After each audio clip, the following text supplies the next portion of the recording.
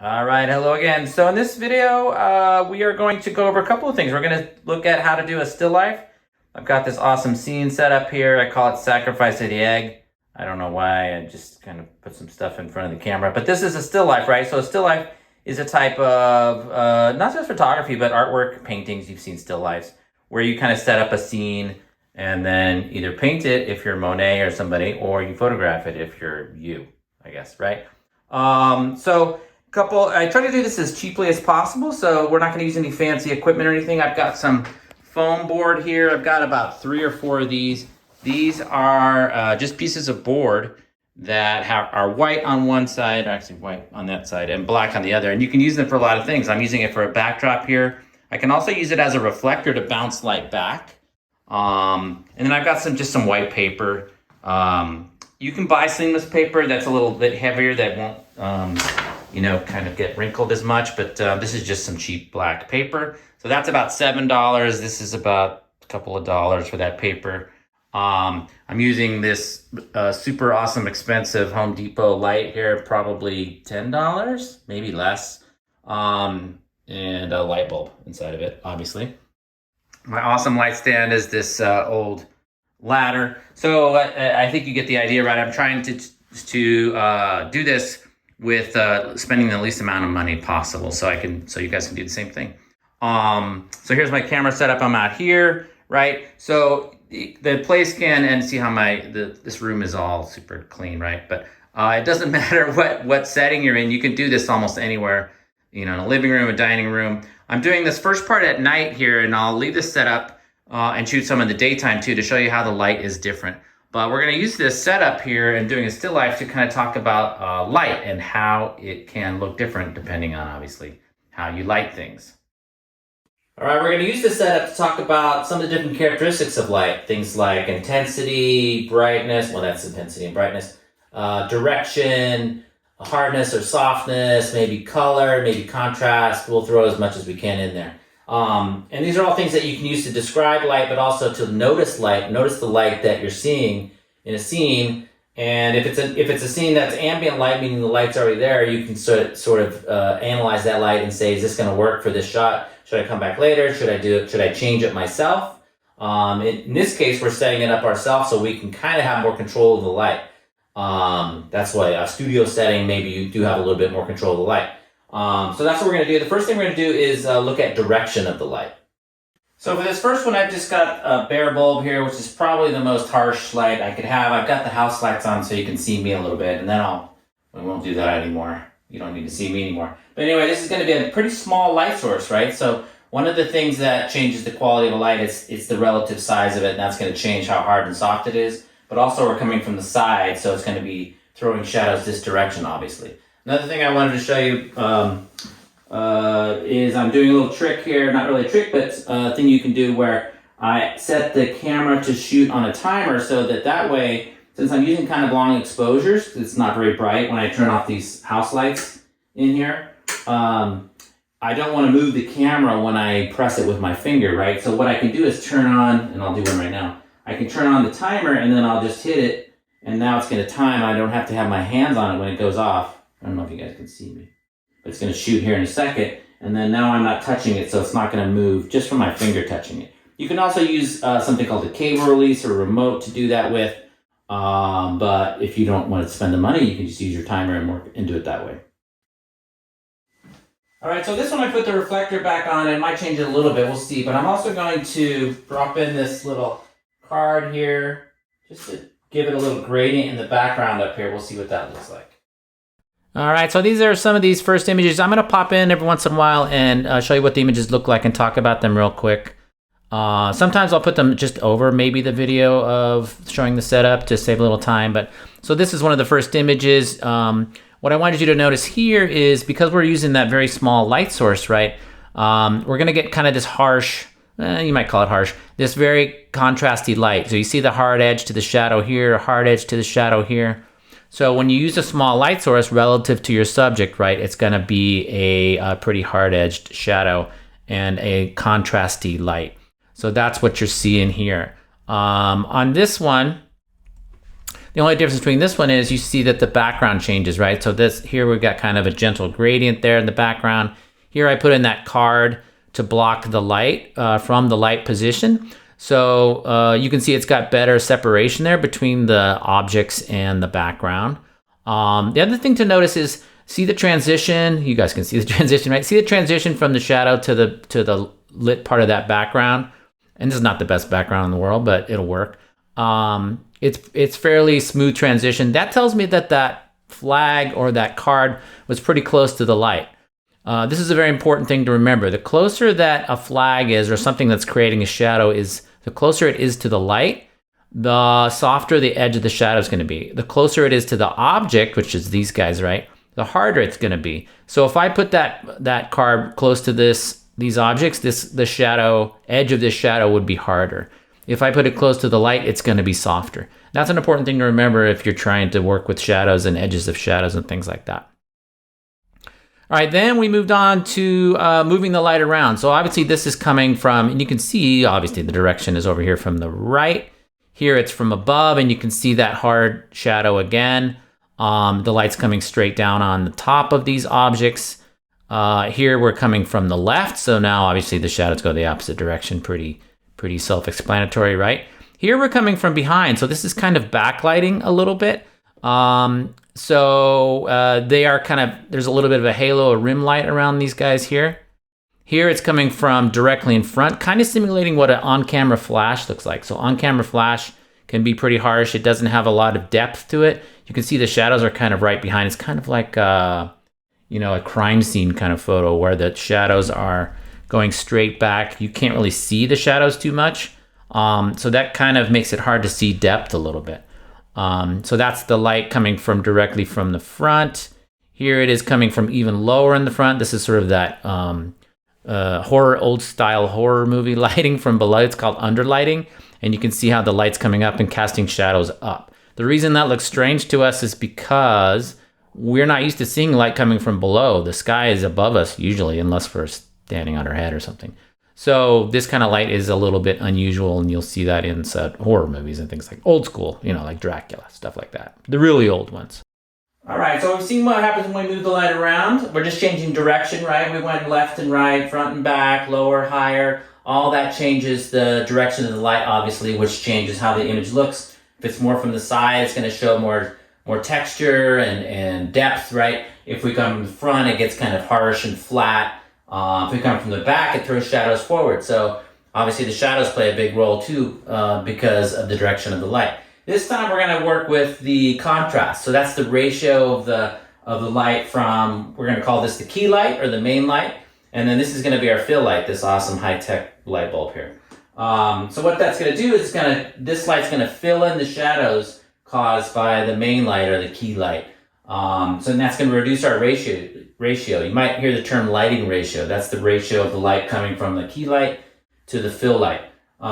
So if we use this one, see if it works, yeah. To fill in that light from this side, we should get a different result than we saw before. This actually is a different color light too, so we're doing two different things. We're changing the color of this one a little bit. I'm not sure we'll see it much, but maybe we'll see what happens. Oh, another thing I forgot to mention, scary, right, is that since I'm using a timer on the camera, that lets me get up and move in and block some light. You might call this a flag when you block light. So maybe I want to block some of the light from this light on the background to make the background darker, which will increase the contrast with the items in the front.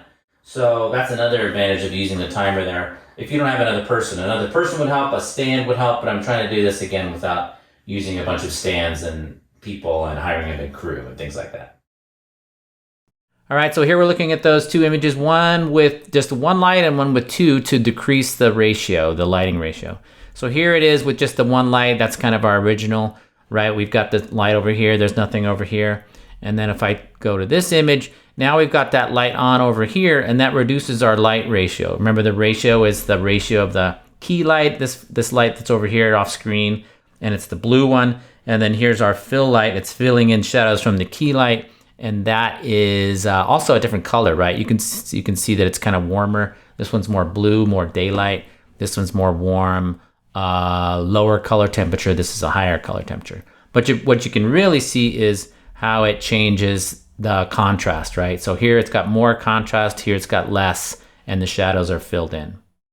Again, so now we've moved the light back to the original position, and wanted to show you how you don't have to use a separate light to fill in shadows. You can use bounce, which you've probably seen already, maybe in another video, but bounce is just literally bouncing that light back into the scene, and you can use our handy card, right? So remember I said one side is black and one side is white. So I'm gonna put this white side over here, and it's gonna take that light and bounce it back in this way. And I'll have to try this a couple times because I can't see what I'm actually shooting since I'm alone, but we'll see what happens. All right, so here it is again. Maybe you saw it already. Here it is without the bounce, without the fill from the bounce. And here it is with. So you can see it's lighting up this side of this guy. You can see the highlight over here. You can see the front of these two getting a little bit brighter. And that's not using a bulb. That's just using a piece of white foam core, $7, right? Well, right now it's $7. You can also see the reflection over here on the egg too, I think. See how that lights up on that side. So that does reduce the ratio. That's the ratio between the highlight or the key light side and the fill side. So you can see that right there, I think. Oop, I lost it. There we go. All right, so we've looked at direction of the light a little bit as a characteristic. We've looked at contrast when you add light back in from the other side, or to balance out a key light, you can reduce the contrast. That changes the character of the light. Another thing is, and one of the most important parts of characteristics of light is how hard it is, hard or soft. So that basically means, is it going to be a harsh sort of small light source that has hard edge shadows, or is it going to be a larger, softer light source? Think about the sun. The sun is very big, right? But it's so far away that it's small to us. So that's going to give you hard edge shadows and a hard light.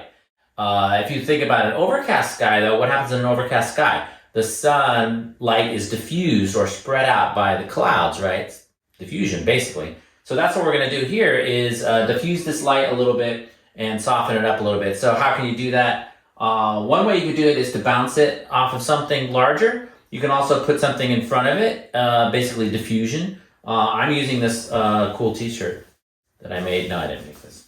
But I'm just going to put this over the light and see what happens. So I'm going to shoot one before and one after and see if we see any difference at all. It's not really going to change the size of this a whole lot because this is this pretty small reflector, but we'll see what happens. All right, so now we're looking at the before and after with adding that diffusion. So here we've still got that hard edge from no diffusion. And then if we add some diffusion, which is basically a t-shirt in this case, and it ended up making the light larger, you can see, hopefully you guys can see, that shadow gets more indistinct, a little bit softer, and even more softer still on this one. And you can see the reflection of the light. And that's a good tip too, to see what's going on with lighting, is look for reflection, especially in eyes and things like that. So you can see that reflection gets longer, right? Because that t-shirt got longer. I think this one maybe moved around a little bit in the front, but you can see the shadow gets a lot more indistinct the more diffuse and large that light is. So that changed it a little bit. It made it a little bit of a larger light source. Not a whole lot though. So what we're going to try next is we're going to bounce this off of a board, and that will make the light source quite a bit bigger because it's going to be the size of the board basically. Now you do lose some light when you do that. Anytime you bounce the light, it's going to absorb some of the light, so you have to take that into account on the exposure. All right, for this one I use this other handy Home Depot tool. It's a clamp, right? So you can get these at Home Depot or any hardware store. So the board is clamped onto the ladder, and that's holding it there. And then we're just going to bounce this light off of that, and hopefully I can keep it out of the shot. And it's going to make the smaller light source into a bigger one. I might have to try to tweak the angle here a little bit, but we'll see what we get out of this one. All right, so that kind of works where we use the board as a bounce the light off of it. So basically took that smaller light source that's about this big, if you want to look at the bulb, or that big with the reflector, and made it into a bigger light source. The bigger the light source, the more it's going to wrap around those elements, right? You saw it on the egg and things like that. So now we're going to do the last one here. We're going to use the room itself as a bounce. So this time I've got the light pointing up to the ceiling. I'm going to turn off these house lights again. And then now this will be a big light source that's coming basically straight down, almost like, room lighting. But that is a technique you can use with flash as well too. We haven't really looked at it with flash in this setup here, but all the things that we're doing here with these continuous lights, right? These are basically hot lights, even though it's not very hot, it's an LED. But you could do this same stuff with flash.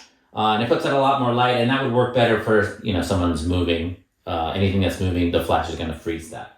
Here we got this stuff isn't moving, hopefully, unless it's haunted or something. So let's take a look at what this looks like if we bounce this light off the ceiling. All right, so here we're looking at that one with the light bouncing off the ceiling. You can see the nice gradation here of this shadow on the egg. The egg is a good indicator, right? Smooth transition, so that tells me that the light is very big. You can see the shadow is pretty soft around the edge. There's not a ton of shadows around anything here because light's coming from directly above. So that's a good thing to remember, that if you have a small light source and you want to diffuse it, make it softer or bounce it, look for something big, and that could be the ceiling, it could be the wall, and that can be used with flash too. Just be careful if you do that if the wall or ceiling is not white, then your light is not going to be white either. So just be careful about that. All right, you saw how when we bounced the light off the ceiling, it spread that light all around, made a very large light source, very soft shadows, wrapping around everything, and that's what you can do to soften that light, is bounce it off of a large light source. So I'm gonna leave this set up here just like this is. It's obviously nighttime, and then we'll look at it again in daylight, assuming tomorrow has daylight, and we'll see how that looks different using natural light coming from the side here on this same setup without moving anything. All right, hi, good morning, it's morning. Through the magic of editing, we've transported ourselves 12 hours into the future. So now you can obviously see it's daytime now, it's not night anymore, and I wanted to do that to show you that you can shoot this kind of still life with soft light or hard light if you wanted to in the daytime as well. So now we're not using obviously this artificial light anymore. We're using this window light. I have the house lights on so you can see me, but if I turn this off for a second, hopefully you can see that. So now we've got this large light source. Remember, a large light source is going to give you softer light because it's going to kind of wrap around. It's actually kind of a cloudy day, so that is actually more diffusing the light, or diffusing the light even more, because the clouds spread it out, right? I'm facing away from the sun, but it's cloudy, like I said anyway. But if it was a clear day and the sun was on this side, then I could use hard light through this window, which is a kind of interesting effect too. I get strong shadows, just like I was using this. The sun, remember, it's big, but it's far away, so it's going to be a small, relatively light source. So you want to think about how big is the light source.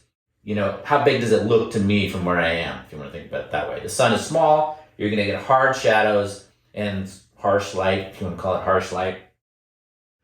If you're facing away from the sun, like the open side, like a north side of a building, then it's not going to be direct light, it's going to be the sky, which is a soft light. It's going to be pretty blue if it's a blue sky, but it's diffused because it's all spread out, right? It's not like one small light source, it's a big, softer one. Clouds do the same thing. Clouds are actually pretty good for diffusion. They act like just like diffusion. If it was direct light through this window and I wanted to make it soft, what could I do? I can diffuse that light. So instead of clouds, I could just put up a sheet.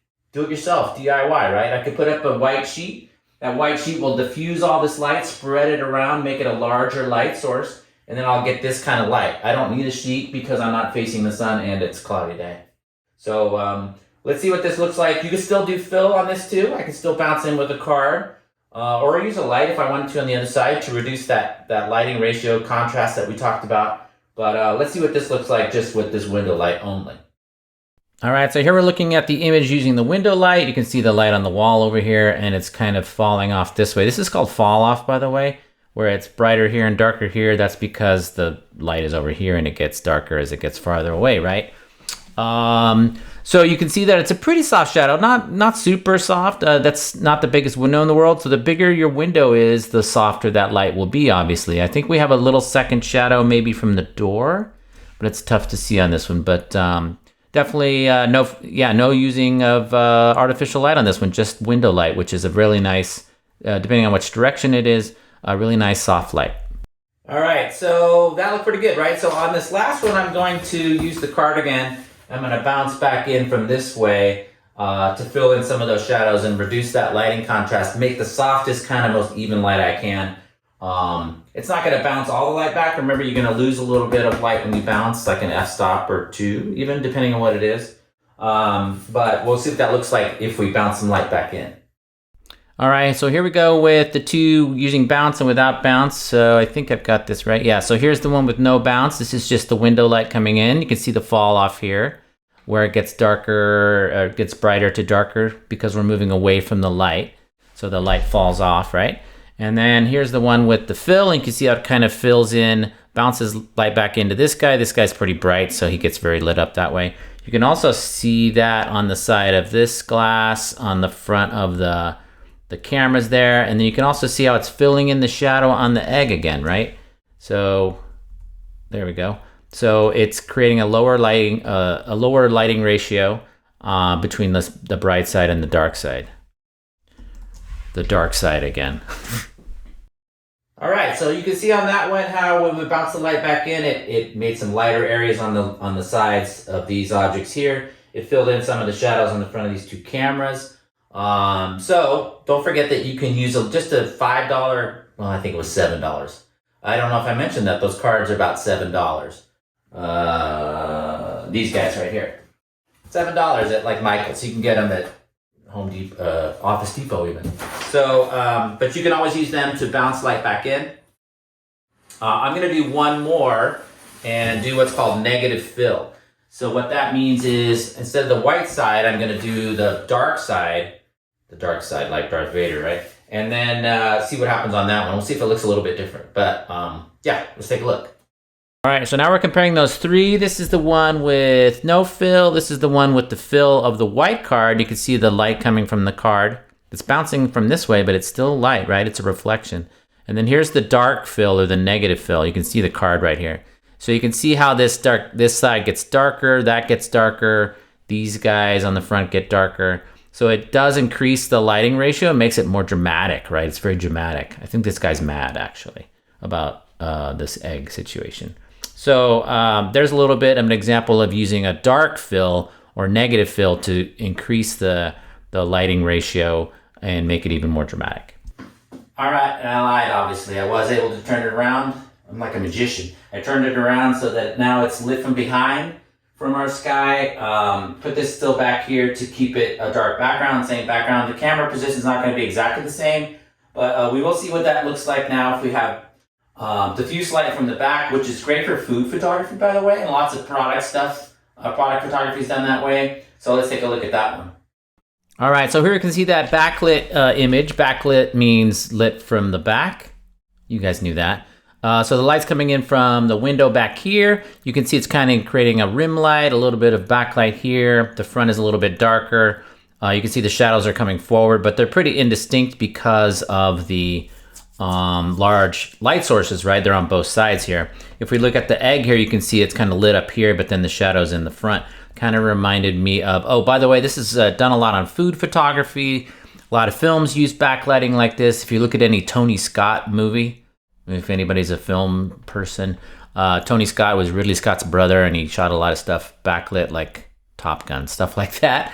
Also reminded me, I'm bridging out a little bit here, reminded me of the Alien poster from the movie Alien, also a backlit egg. Oh, scary, huh? Anyway, I'm going off topic here, but there's a nice example of backlighting, which you can do by putting the light behind your objects. All right, so that looked completely different, right? From the light from the back and diffuse light. So I'm gonna do one last one. This is for sure the last one. I'm gonna use my bounce card again and bounce from this direction, from underneath the camera. I could go up, maybe I'll do 2. One underneath, kind of bouncing light back into the front of this to fill in some of the shadows, and then one up here and see what we get. And all you have to do, you can get it as close as you want, you just have to keep it out of the shot, right? So let's try those last 2. All right, so these are those 2 with backlighting and then also using some fill from the front with a card, a little bit of bounce. So here, if you could see the reflection here, I think that's the card right there. And this one, it's on top, I think. And this one, it's maybe on the bottom. So, and you can see the reflection there. So you can add a little bit of light back in by putting, again, using a card below or above the lens in front of the camera and bouncing it back in when you're doing backlighting. All right, so I thought I would show you one more quick setup with a flash this time. I know I did all of these without any sort of fancy lights or anything, but if you do have a flash, this is called a hot shoe flash. It can go on the camera, but what I've done is I put it on a stand here, obviously, and then it has a cable that goes to the camera, and then the camera is going to set it off. And that gets the flash away from the camera a little bit, which will give the image a little bit more dimension. We have basically the same setup as we had earlier. So I'm going to shoot one real quick this way, and you'll see what that one looks like. And then I'm going to put this on a delay so I can use my other hand. And this time I'll shoot with the delay like before. And what I'm adding is this diffusion. So this is well, let me shoot this and then we'll take a look here. See what that looks like. All right, so that should look quite a bit different, and I think it does. I'll show you that. So this is a collapsible reflector. I can't even get it all in the shot here. You can buy these for about $50 from anywhere pretty much. And what this is doing is taking the light from the flash, just like the clouds earlier were diffusing the sunlight, but this is diffusing the flash. So it's not a solid object. It's not like the card that's solid, right? It is translucent, so it's letting light through. You can even see it coming through the windows there. So it's going to take the smaller light source from here, and it's going to spread it all out to this size, and it should have a different look to the lighting. So hopefully that helps a little bit too if you have a flash like this, a hot shoe flash that you can use. All right, the last two images, finally. I was lying a lot in that video. So here's the shot with the hot shoe flash. You can see it's got a pretty harsh shadow again, right? Why? Because it's a small light source. I like how the lines the shadows follow along these pawn guys. But you see the hard shadow again there, right? Because that's a small light source. Now when I put that diffusion in front, that collapsible diffusion, which also can be used as a reflector, by the way, that's what you get. So now it's much softer. The shadows are much less indistinct, nice, more rounded shadow on everything, and then you can see the edge of the shadow there. Look at the edge of the egg there, how that changes. And you can even see less texture on the egg too. So I think that's about it. Sorry about all the false alarms on these are my last one, that kind of thing. But hopefully that helped a little bit with still lifes and aspects of lighting. And I'll talk to you again later.